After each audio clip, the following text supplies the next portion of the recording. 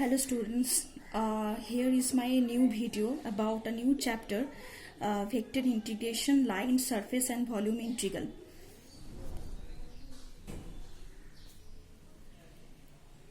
Vector integration, line, surface and volume integral. So, all of you know the concept of the Riemann integration as the limit of a sum of a bounded real valued function fx defined over a finite closed interval av. So, this one you have you know about this thing, that a to b fx dx, the Riemann integration of the function fx in the closed interval a comma b. Here I am going to make a difference between the simple integral and the line integral at first. So, a line integral you can say is the generalization of the simple integral. Let us go a little deeper into this. For simplicity, we will restrict our discussion to only the Cartesian coordinate, but the same argument holds for the other coordinates as well. Now, so first thing we have to differentiate in between the simple integral and line integral.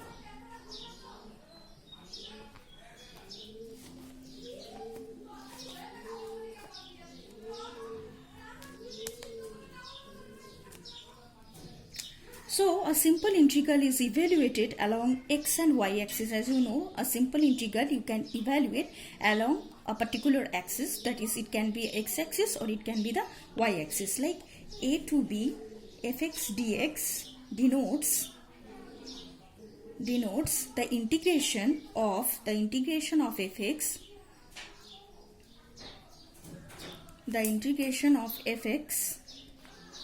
along x-axis. The points which go into the evaluation of this integral, the domain of integration, come only from the x-axis, and their y-coordinates are identically 0. Like this, if this is the function, so if I will consider this is my function, that is fx, and therefore if I have to find out integration a to b fx dx, that is nothing but this domain, like this one, a to b fx dx is the domain which is under the curve which is bounded by the x-axis and from the boundary point a to b. So in this way we can that means we can state or we can define the simple integral. But when a line integral, we are coming to the line integral concept, then we have to know few things. Line integral generalizes the idea of the simple integral. In a line integral, the curve along which the integral is evaluated is not necessarily x or y axis. What I have said? In a line integral, the curve along which the integral is evaluated is not necessarily x or y axis, or even a straight line. It can be any curve lying in the higher dimensional space. Though the curve itself is a 2D entity by the definition, so I can write the line integration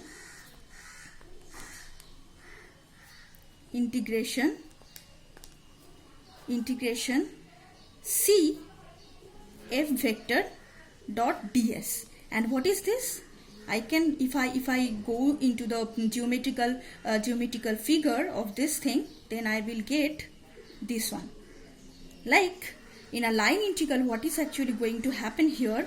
In a line integral, we are trying to find out the integral along this curve, not along a particular axis like x or y axis. We are going to find the integration along a particular curve. Like here, this is the curve, and along this curve only I will find out the line integral. So that is the main difference in between the simple integral and the line integral. In a simple integral, we are just trying to find out what we are trying to find out. In a simple integral, we are trying to find out the value of the integral value of the function fx, which is bounded actually by the x-axis, or if I change this dx by dy, then the function must be bounded by the y-axis. But in a line integral, we can say that the integral value we are trying to find out along the curve, and this is my curve, and along this curve only I will find out the line integral. So that is the actually difference in between the simple integral and the line integral. That's why we are saying that simple line integral is the generalization of the simple integral, where we can take any kind of curve, and along that curve we can find out the integration. So now next thing, here as you can see here, the path of integration is along the curve, which is not an x-axis and y-axis in general. Now I am going to make a difference in between the surface and integral and the double integral. As you know that I have started my topic with this thing, that like here it is a line, surface and volume integral. So line integral, I have already said that what is the difference in between the simple integral and the line integral. Now I am going to make a difference in between the surface integral and the multiple integral, because as you know that in the multiple integral, especially in the double integral, we are trying to find out the area, like of any in a space, in a two-dimensional like x bounded x and y axis. Here we are trying to find out the difference in between the surface integral and the double integral. So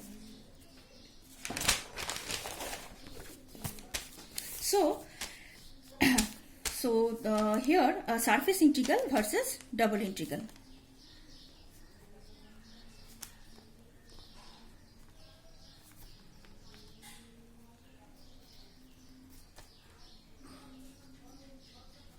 As we have come to know that the line integral generalizes the idea of the simple integral, similarly we can say that the surface integral extends the idea of the double integral to a general surface. So in a double integral, what we are trying to do actually, in a double integral, the points which go into the evaluation of the integration come from a 2D planar surface. Like I can write that this double integration d f of x comma y dA, where the domain of integration is d, is the d is the domain of integration, which is nothing but a 2D planar region over which the integration I have to evaluate. Understood? So here we are trying to find out the double integration where the domain is d, and inside this domain we are trying to find out the integral, that is this one, the for the function f of x comma y. And this is and I'm going to draw the figure of this, then I can draw in this way. The two curve I am considering here, one is this way and another one this one, which is bounded by these 2 points. Say this is A point, this one is B. So in this region, like if it is x-axis, this is y-axis. So in a plane, xy plane, these two curves, y equals to, here say y equals to, this is g1x, this is y equals to say g2x. These two curves from the point A to B bounded this region. This is the common region, so therefore under the curve, so therefore this portion, if I'm going to find out the area of this one, then I have to do the double integration. So this is actually, we can geometrically we can interpret like that. Now here the region D, here the region, if from the picture we can say the region D lies on the xy plane and bounded by the curve y equals to g1x and y equals to g2x from the point A to B. However, a plane is only one kind of surface. There are other surface as well. So here I have taken only one kind of surface, and you can see that it is a plane only. But you can take several kind of surfaces as well, like paraboloid you can take, ellipsoid you can take sphere as well. Now what we should we do that if we have to calculate the integration over this non-planar surface. This is a planar surface, paraboloid, ellipsoid, these all are the planar surfaces. Okay, we can evaluate the integral by this formula. Okay, but whenever we are coming to the non-planar surface, then what we can do? For that, that's why this surface integral formula, this concept comes at this stage. So here the surface S can be, so I can draw any one surface in the space in this way, which is a general surface. Like if I will draw like this here, in this way, here also.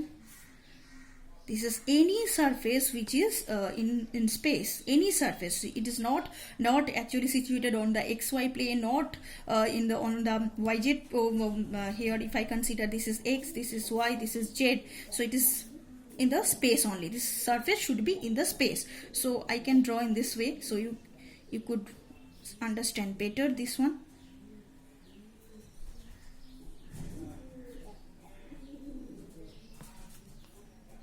Here I can draw in this way. So more or less it is actually now you can understand better here. This is actually is a picture of any surface in a space. In this way we can say that, so whenever we are trying to find out actually the area which on this surface, so then we have to take the concept of the surface integral, and the formula of the surface integral will be double integration S f vector dot ds vector. Okay, so therefore S is the surface which is this one, and we are trying to find out the surface area of this particular surface by this formula double integration S f dot ds.